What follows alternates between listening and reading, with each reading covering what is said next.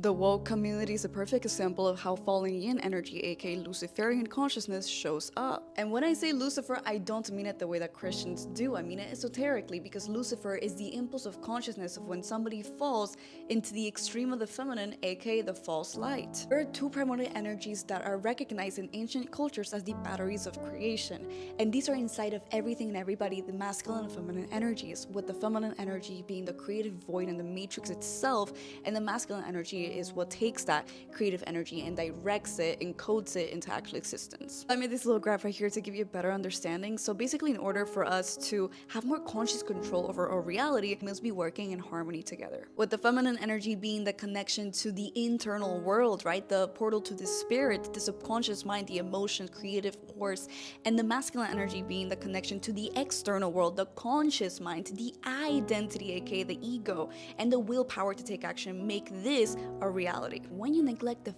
masculine energy, you get rid of your ability to discern, to take action, your willpower, and you go into the extreme of the feminine, which is the victim mindset, okay? The moral complex, the emotional chaos, because you're lacking order. Let's address why I say the woke community is a perfect example of this. First of all, they tend to glamorize and try to normalize hypersexual behaviors. It happens as a result of a lack of will and discipline and self-love, of course, because you don't have a strong identity. Not a surprise that somehow they're all dealing with some sort of identity issue. It's also very clear that hypersensitivity and emotional chaos is very prominent in this community. They also lack a lot of willpower and order. They tend to want movements such as socialism, communism, all wanting more free stuff without them having to actually put in any work. Biggest things about this archetype is the victim mentality and the moral complex. You have a lot of that connection to the emotions and to the collective. You tend to want to fight for justice and things like that, which are awesome, but in this scenario, it manifests in a pretty negative way. Because of the principle of rhythm or hermeticism that states the pendulum swings to the left as it does to the right,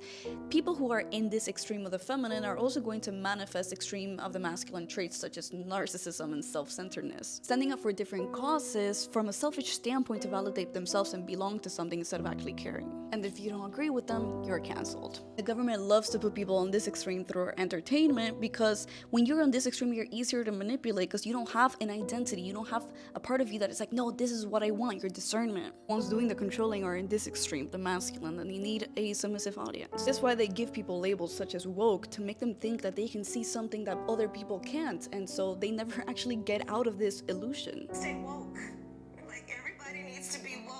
So I don't say this at all to judge, but it's super important for us to have this conversation, to discern what is and isn't working in the society, so we don't normalize things that are going to take us to our downfall. Comment yes for a full YouTube breakdown.